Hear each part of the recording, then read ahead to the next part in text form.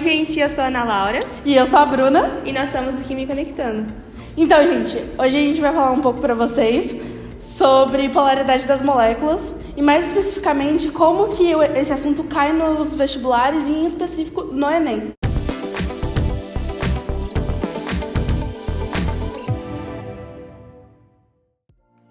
Para introduzir vocês sobre esse tema, a gente vai começar mostrando algumas práticas que vocês podem, inclusive, reproduzir na sua casa.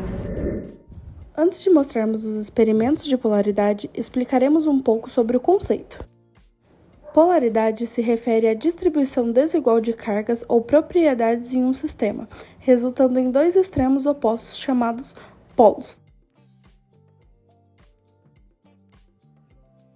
Imagine um ímã. Ele tem dois polos, o norte e o sul. Um polo atrai o outro, mas dois polos iguais se repelem.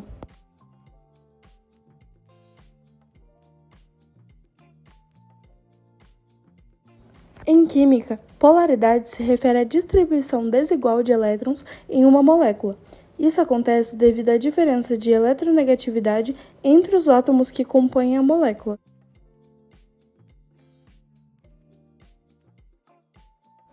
A água é um exemplo clássico de molécula polar. O oxigênio é mais eletronegativo que o hidrogênio, então ele atrai mais fortemente os elétrons da ligação. Isso faz com que a água tenha um polo positivo nos átomos de hidrogênio e um polo negativo no átomo de oxigênio.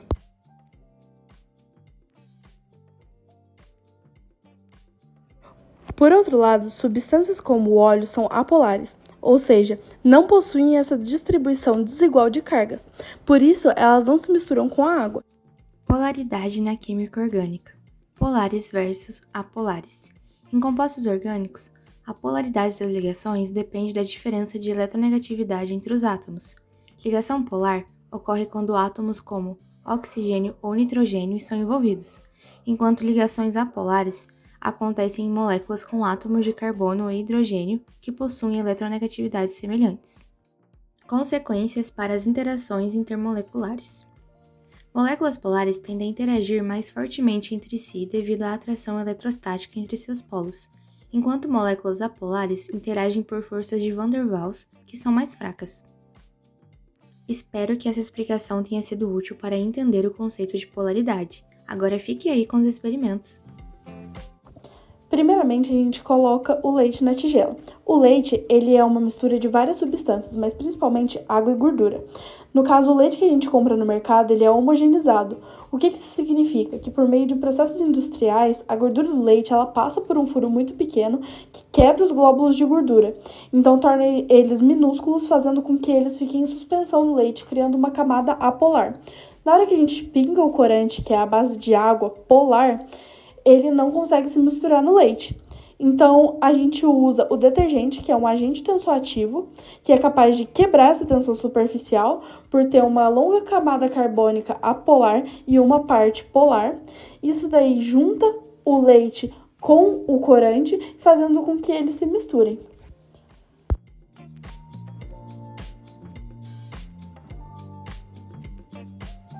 Para o nosso segundo experimento, adicionamos corante no óleo de cozinha. E como podemos perceber, eles não se misturaram, pois o corante é polar e o óleo é apolar, fazendo com que eles não interagissem entre si.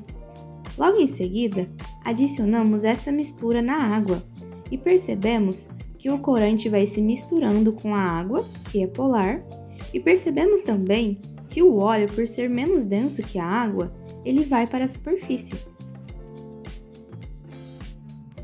Então, gente, eu vou começar aqui resolvendo com vocês uma questão do Enem de 2015. Então, se vocês quiserem, dá um pause aí na tela para ler a questão e acompanhe aí comigo. Pesticidas são substâncias utilizadas para promover o controle de pragas.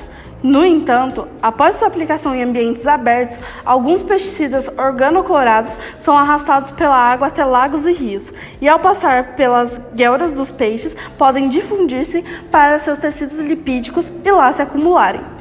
A característica desses compostos é responsável pelo processo descrito no texto. É o de...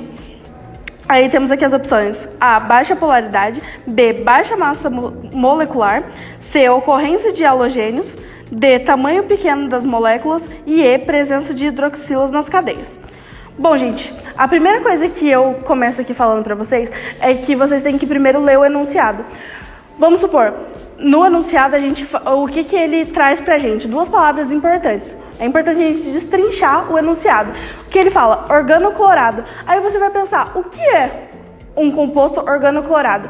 Organoclorados são compostos que têm uma cadeia de carbono ligada a um cloro. E aí você vai pensar nessa cadeia aqui, que é uma cadeia grande, só tem carbono e cloro. E você também vai pensar em lipídios, porque como eles falam, tem lipídios na composição.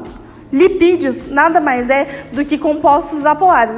Vocês vão lembrar lá da aula de biologia, onde a gente fala sobre os lipídios do nosso corpo. Lipídios são a base de cera, óleos e essas coisas. Então, o que a gente já sabe e o óleo de cozinha, aquele que a gente usou na prática?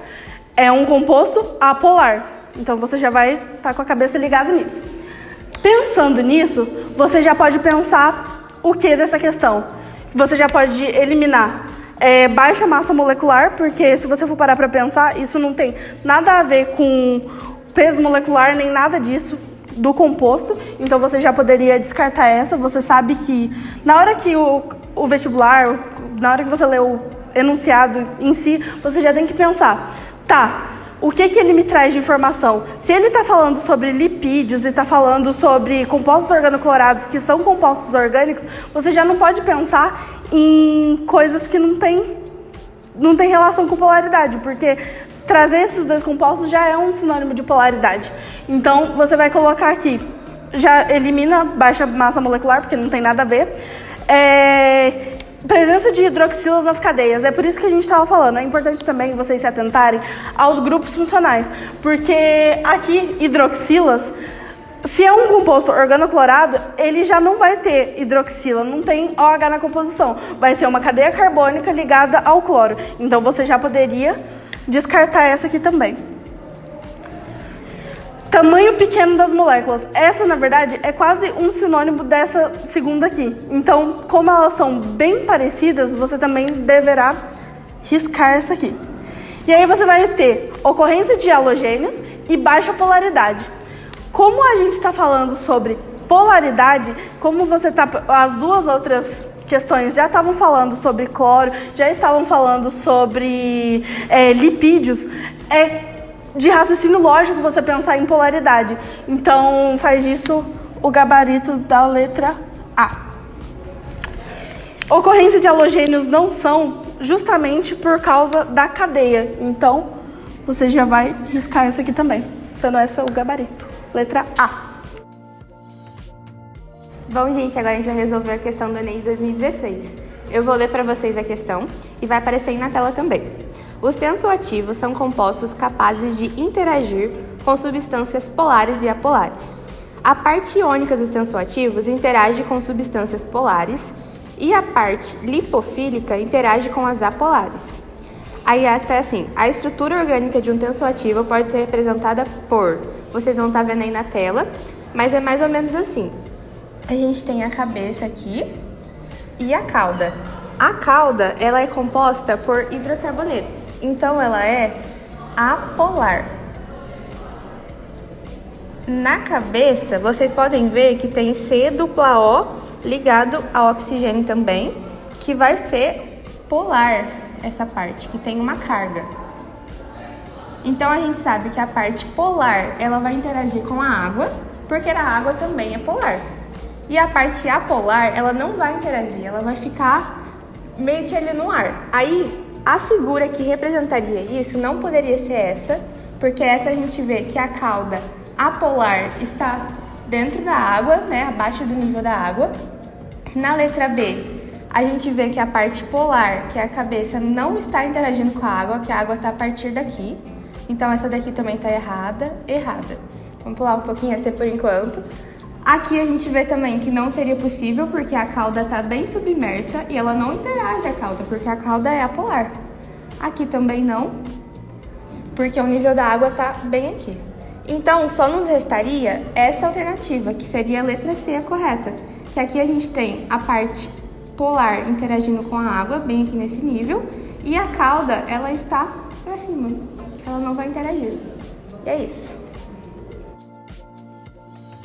Então, gente, agora eu vou explicar para vocês mais uma das questões do Enem. Essa é do Enem de 2020 e vai estar passando aí na tela para vocês o enunciado. E eu peço para que vocês dêem um pause e acompanhem com a gente. A obtenção de óleos vegetais, de maneira geral, passa pelas etapas descritas no quadro. Aí vai aparecer aí para vocês a tabelinha e aí tá dividido assim: etapa, subetapa e o que ocorre.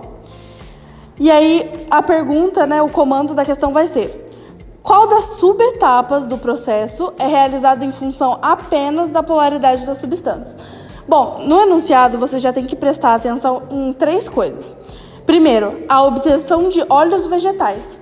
Na hora, gente, que o enunciado ou a questão que vocês estiverem fazendo falar sobre óleos, vocês já podem ligar uma lâmpada aí na cabeça de vocês para vocês ficarem atentos em polaridade, porque provavelmente vai ser uma questão de polaridade. E aí vocês vão olhar bastante o comando, ver o que o enunciado está pedindo. Então, nesse caso aqui, está falando sobre as subetapas. Quando vocês olharem na questão, vocês vão olhar aqui e falar: tá, tem uma tabela com 3 divisões. O que eu vou dar atenção é o que a questão está pedindo, que são as subetapas. E aí fala ainda do processo que é realizado em função apenas da polaridade. Então, vocês vão ter que olhar pensando já na polaridade. E aí vai estar aqui as alternativas, que é A, trituração, B, cozimento, C, prensagem, D, extração e E, que é a destilação. Gente, primeira coisa que vocês vão pensar aqui é em coisas do cotidiano. Vocês têm que pensar em coisas do cotidiano, porque senão vocês não conseguem resolver. Trituração. Onde a gente usa trituração? Aí você vai pensar lá que você tem um monte de castanha e tal, você tá com um moedor. Aí você pega e vai triturar aquilo. Aquilo é mais um processo físico do que um processo químico, porque o triturador, ele vai agir em rotação e ele vai triturar as células do grão. Então você já vai de cara descartar isso aqui, porque isso aqui é um processo mais físico do que qualquer coisa. Destilação. Essa aqui, gente, a gente viu no último vídeo. Destilação é a extração de algum tipo de composto pela diferença do ponto de ebulição. Então, de cara, vocês já podem descartar essa aqui, porque a gente está falando sobre polaridade, como o enunciado mesmo aqui diz, Aí vai sobrar cozimento, prensagem e extração. Gente, cozimento não faria sentido, porque o cozimento, ele é, na verdade, o fornecimento de calor para mudar o aspecto físico de algum alimento. Então, tipo assim, macarrão na água não é o que a gente faz para extrair óleo, certo? Então, de cara, vocês já poderiam também descartar essa alternativa. O que vai sobrar pra gente é a prensagem e a extração. Inclusive, no enunciado na tabela que passou aí pra vocês, a prensagem diz que ela parcialmente extrai o óleo. Só que, se você for pensar em uma prensa, na verdade, aquilo vai estar agindo sob pressão para o óleo sair. Então, é mais um aspecto de força que vai estar sendo colocada em cima do que você vai querer extrair, do que um processo de polaridade. Restando apenas a extração.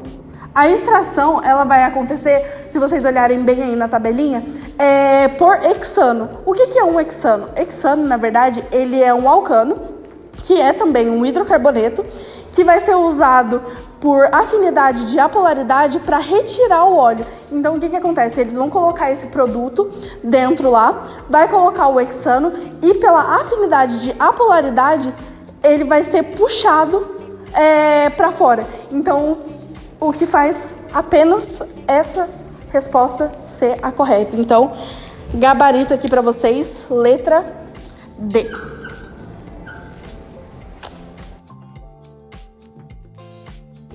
Agora resolveremos a questão do Enem de 2014. Eu vou ler o enunciado para vocês vão acompanhando aí, viu, gente? A capacidade de limpeza e a eficiência de um sabão dependem de sua propriedade de formar micelas estáveis que arrastam com facilidade as moléculas impregnadas no material a ser limpo. Tais micelas têm em suas estruturas capazes de interagir com substâncias polares, como a água, e partes que podem interagir com substâncias apolares, como as gorduras e os óleos. a substância capaz de formar as estruturas mencionadas é... Então, a gente vai precisar de uma substância que contenha uma parte que vai interagir com a parte apolar e uma parte que vai interagir com a parte polar. Aí, na primeira das estruturas, a gente tem carbono e hidrogênio, os hidrocarbonetos. Só eles não bastam, porque eles interagem apenas com as partes apolares. Então, essa daqui a gente já pode descartar. Nessa segunda questão, a gente vai montar a estrutura aqui para vocês conseguirem dar uma olhada. Aqui, ó, C17H33 é uma estrutura imensa, né? Uma cadeia carbônica imensa. Então ficaria assim. Aí no finalzinho seria dupla O, Na mais e menos. Que aqui a gente tem as cargas. Então, nessa parte aqui, a gente tem a nossa parte polar, que tem polo. E aqui, todo esse restante aqui é apolar. Então aqui a gente já teria exatamente o que a gente precisa no enunciado.